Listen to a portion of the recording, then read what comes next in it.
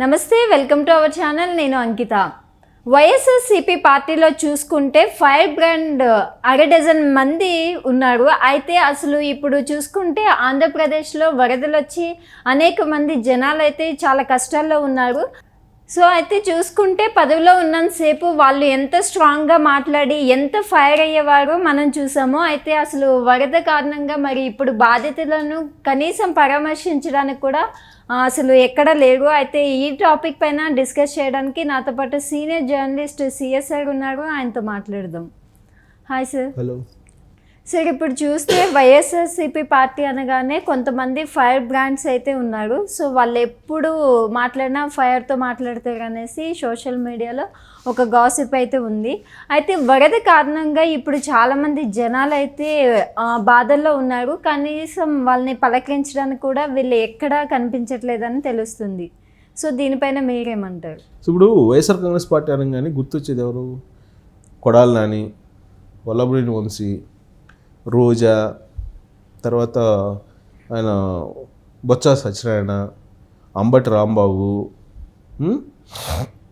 ఇలా చెప్పుకుంటూ వెళ్తే కాకాని గోవర్ధన్ రెడ్డి, తర్వాత అక్కడ అమర్నాథ్ రెడ్డి, వైజాగ్. సో ఇలా ఒక డజన్ మంది ఉంటారు. వాళ్ళలో ఒక అరడజన్ మంది ఫుల్ ఫైర్లో ఉంటారు. ఇప్పుడు జోగి రమేష్ వీళ్ళందరూ ఉన్నారు. తర్వాత పేర్ని నాని, వీళ్ళు ఇలా ఫైర్ బ్రాండ్స్ ఉన్నారు. ప్రతిదానికి మేమే అన్నట్టు ముందుకు వచ్చేవాళ్ళు అధికారంలో ఉన్నప్పుడు. 2019 నుంచి 2024 మధ్యలో కనుక చూస్తే చంద్రబాబు నాయుడిని, చంద్రబాబు ఫ్యామిలీని, లోకేష్ని మాట్లాడాలి, దూషించాలి, మాట్లాడటం కాదు దూషించాలి. దూషించాలంటే ఈ బ్యాచ్ ముందుకు వచ్చేది. ఇష్టానుసారంగా మాట్లాడేవాళ్ళు, బండం బూతులు మాట్లాడేవాళ్ళు, వినరానటువంటి బూతులు మాట్లాడేవాళ్ళు. గతంలో ఎప్పుడు ఏ రాజకీయ పార్టీ నాయకులు మాట్లాడినటువంటి పరుష పదజాలాన్ని వాళ్ళు ఉపయోగించేవాళ్ళు. రాజకీయాలంటే ఇలానేనా, ఇలా ఉంటాయా అనేటువంటి భావన సమాజంలో బలంగా తీసుకెళ్ళారు. వీళ్ళు చేయనటువంటి అరాచకాలు మామూలు కాదు. వాళ్ళ మాటలు కానీ వాళ్ళు చేసేటువంటి పనులు కానీ చూస్తే వైఎస్ఆర్ కాంగ్రెస్ పార్టీలో ఇలాంటి వాళ్ళకే స్థానం ఉంటుందేమో అనిపిస్తుంది. ఒకళ్ళేమో వీడియో కాల్ చూపిస్తారు, నేకెడ్ అంటే, ఇంకొకళ్ళేమో మర్డర్ చేసి ఇంటికి డెలివరీ చేస్తారు, మరొకళ్ళేమో కడుపులు చేస్తారు, ఇంకొకళ్ళేమో ఇల్లీగల్ కాంటాక్ట్స్ పెట్టుకుంటారు. ఈ మధ్యకాలంలో వచ్చింది అవే కదా. పైనుంచి వైఎస్ఆర్ కాంగ్రెస్ పార్టీలో కింద వరకు ఏం జరుగుతుంది అనే దాని మీద మనం ఈ మధ్యకాలంలో వచ్చినటువంటి ఎపిసోడ్స్ అన్నింటినీ రివ్యూ చేసుకుంటే మొత్తం బ్లూ వ్యవహారాలే కదా.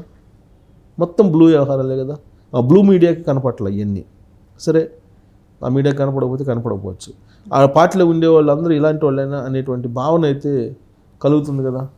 సో ఇప్పుడు వైఎస్ఆర్ కాంగ్రెస్ పార్టీలో జనరల్గా ఏ రాజకీయ పార్టీ నాయకులైనా ఆయా నియోజకవర్గాల్లో కానీ ఆ రాష్ట్రంలో కానీ ఏదైనా ఇబ్బంది కలిగినప్పుడు స్పందిస్తారు. అధికారం ఉన్నా లేకపోయినా. అధికారం ఉన్నప్పుడే స్పందించడం కాదు కదా, అధికారం లేకపోయినా స్పందించాలి. అధికారం లేకపోతేనే ఎక్కువ బాధ్యతగా వ్యవహరించాలి. కృష్ణా, గుంటూరు జిల్లాల్లో వరదలు వచ్చినాయి కదా. 3 రోజుల నుంచి అతలాకుతలం అవుతుంది కదా అక్కడ పరిస్థితి. అక్కడ ఉన్నటువంటి ప్రజలు రోడ్డును పడ్డారు కదా, ఇబ్బంది పడుతున్నారు కదా, ఆర్థికంగా నష్టపోయారు కదా, అన్ని రకాలుగా మానసికమైనటువంటి వేదన అనిపిస్తున్నారు కదా, అక్కడ బాధపడుతున్నారు కదా ప్రకృతి వైపరీత్యానికి. మరి తాము ఉన్నామని చెప్పి చెప్పాల్సిన బాధ్యత ఉంటుంది కదా. అదొక ప్రభుత్వానికే కాదుగా. నాకు 40% ఓట్ బ్యాంక్ ఉందని చెప్పి చెప్పుకున్నటువంటి జగన్మోహన్ రెడ్డి వాళ్ళ ఎమ్మెల్యేలకి డైరెక్షన్ ఇవ్వాలి కదా.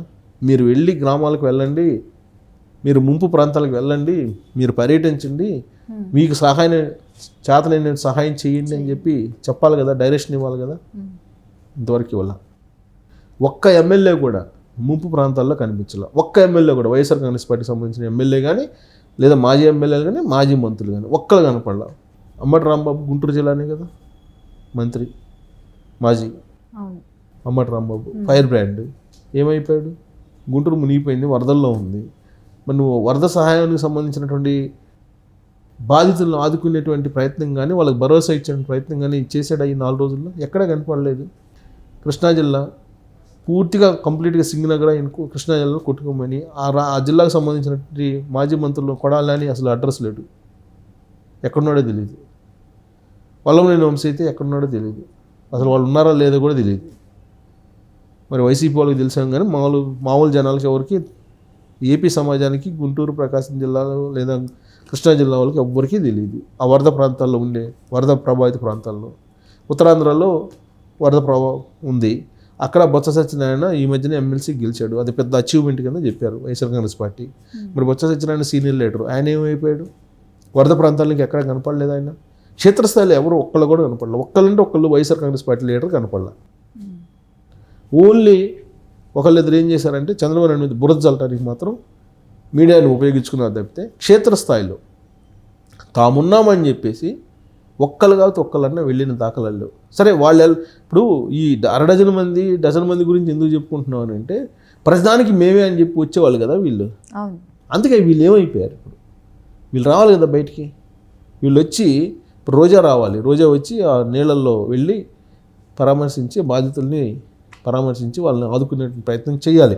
ఆ జబర్దస్తిలో వచ్చే డబ్బులు ఏదన్నా ఉంటే ఆడ వాళ్ళకి ఇవ్వాలి, విరాళంగా కొంత ఇచ్చి ఆదుకునే ప్రయత్నం చేయాలి. అలాగే జగన్మోహన్ రెడ్డికి డబ్బు ఉంది, కొన్ని లక్షల కోట్ల రూపాయలు ఆయన చేయాలి. పేరుని నాని ఆయన కొన్ని లక్షల కోట్ల రూపాయలు సంపాదించాడని అంటారు. లక్షలు కాదు కానీ వేల కోట్ల రూపాయలు ఉన్నాయి ఆయన దగ్గర కూడా అని అంటారు.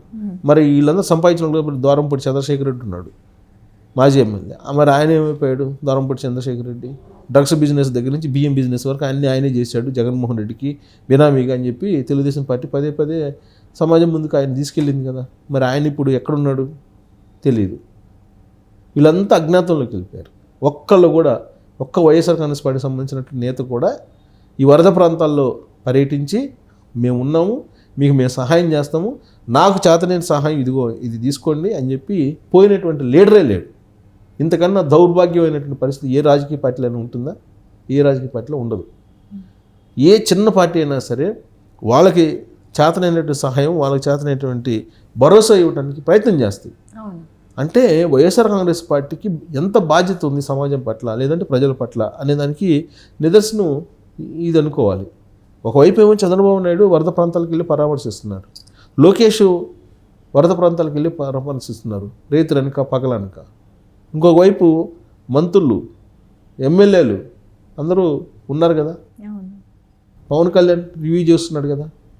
మరి వీళ్ళు మాజీ ఎమ్మెల్యేలు అయినంత మాత్రాన సంబంధం లేదా ప్రజలతోటి, సమాజంతో సంబంధం లేదా? రేపు మళ్ళీ పోటీ చేయరా ఎలక్షన్లో? పోటీ చేసినప్పుడు ఓట్లకి ఎట్టొస్తారు వీళ్ళు? అంటే అధికారం ఇస్తేనే కనపడతారా? అధికారం ఇవ్వకపోతే కనిపించరా? వాళ్ళు ఒట్టేసుకున్నట్టున్నారు ఇంక మనం ప్రజల కోసం వెళ్ళము అని చెప్పి ఒట్టేసుకున్నట్టే ఉంది వైఎస్ఆర్ కాంగ్రెస్.